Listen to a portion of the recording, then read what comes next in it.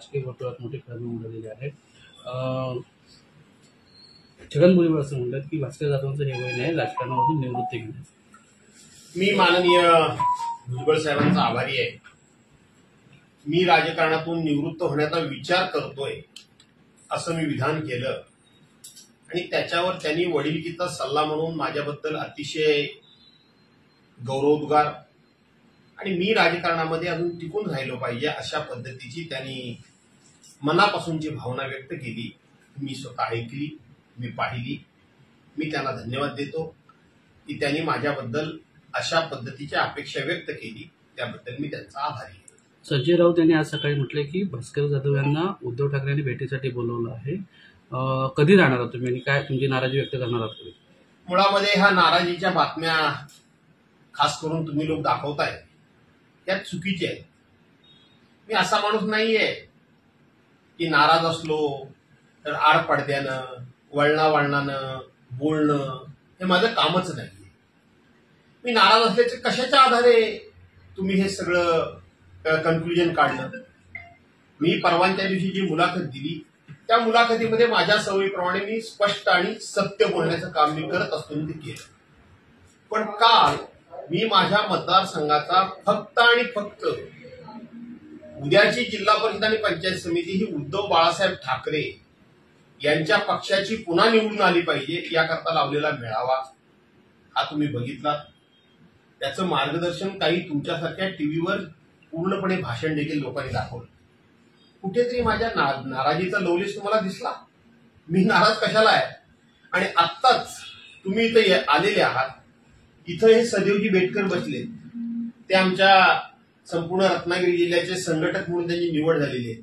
माजी उपजिल्हा प्रमुख इथे राजूशेठ भागवत बसले, माजी जिल्हा परिषद अध्यक्ष आणि माजी अध्यक्ष शंकरराव कांगणे तिथं बसले, दापोलीचे तालुका प्रमुख ऋषी गुजर तिथं बसले, चिपळूणचे तालुका प्रमुख बळीराम गुजर बसले, चिपळूणचे तालुका संघटक सुधीरभाऊ शिंदे बसले, इथं आमचे खेडचे संजय गोळतकर बसले, दुसरे आमचे मंडणगडचे तालुका प्रमुख संतोष गोवळे बसले. हे कशाकरता बसलेत? मी नाराज आहे म्हणून बसले?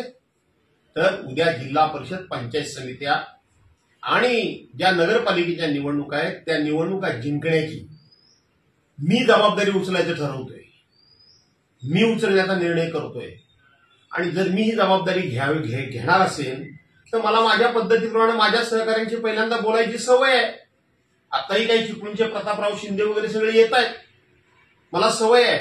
मला सवय ही नाहीये की परस्पर एखादा निर्णय घोषित करा, परस्पर एखादी भूमिका जाहीर करा. हा माझा स्वभाव नाही. माझी कार्यपद्धती आहे ती सर्वांशी बोलून, सर्वांना विश्वासात घेऊन आपला निर्णय हा योग्य आहे की अयोग्य आहे हे पडताळून बघून मग निर्णयाप्रती यायचं. आणि म्हणून मी नाराज आहे या बातम्यांमध्ये काडीचं तथ्य नाही. मी नाराज नाही आणि ज्या गोष्टी माझ्या मनामध्ये नाहीत त्याचा मी खुलासा देखील करत नाही. त्यामुळे माझ्या वक्तव्याबद्दल कोण सातत्यानं काही बोलत असेल तर त्याबाबत फार भाष्य करण्याची मला आवश्यकता वाटत नाही. पण सर, तुम्ही म्हणालात की 8 वेळा निवडणूक जिंकल्यानंतर कुठेतरी थांबण्याचा विचार आहे. हे निवृत्तीचे संकेत नाहीत? हो आहेत ना. 8 वेळा वेगवेगळ्या निवडणुका जिंकल्यानंतर आता थांबावं असं वाटतं. हा माझं वैयक्तिक मत झालं. हे कोणावर नाराजी किंवा कोणी मला निवृत्त व्हायला सांगितलं? माझ्यामध्ये लढण्याची धमक आहे, माझ्यामध्ये संघर्ष करण्याची अजूनही ईर्ष्या आहे. काय झालं 2019 पासून ज्या काही घटना 2022 पासून ज्या काही घटना पक्षामध्ये घडल्या, मला असं वाटतंय की प्रत्येक मैदानावर जाऊन लढण्याचं काम मी करतोय. हे नाराजीचे संकेत आहे. ही नाराजी आहे. मी आहे त्या ठिकाणी ठाम पाय रोवून उभा आहे. ही नाराजी आहे. स्वतःबद्दल सातत्यानं सर्टिफिकेट देणं हे मला जमत नाही. आधी करतो आणि नंतर सांगतो मी हे करणार आहे, मी ते करणार आहे, मी हे करणार आहे. असलं काही करत नाही आणि आता असलं कोणी बोलूही नाही.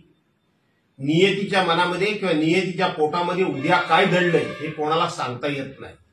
त्यामुळं आधी केले मग सांगितले. आज मी जिल्हा परिषद पंचायत समिती आणि नगरपालिकेच्या निवडणुकीची जबाबदारी मी स्वतःहून अंगावर घ्यायचा निर्णय घेतोय.